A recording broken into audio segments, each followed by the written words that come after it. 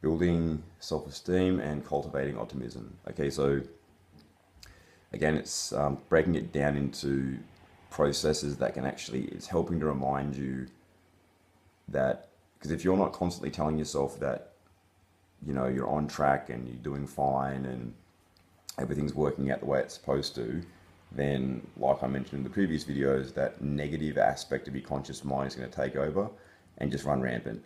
And so if you're not if you're not implementing these techniques on a regular basis, then again, it just keeps running rampant. You're stuck in that downward spiral where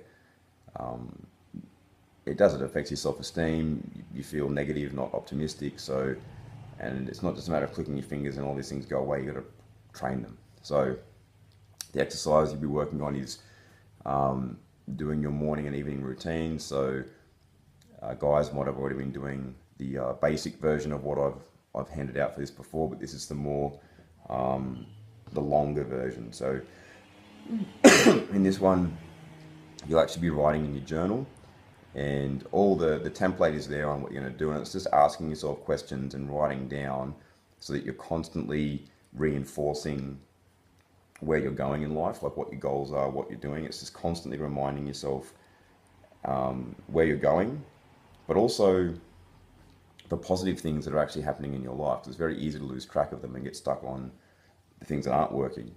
So morning and evening routine, they're slightly different, but they're designed to, again, just keep this habituated process occurring throughout the day where you're just constantly analyzing, yep, where am I going? What are the positives? And so that way you're building into an upward spiral rather than downward spiral.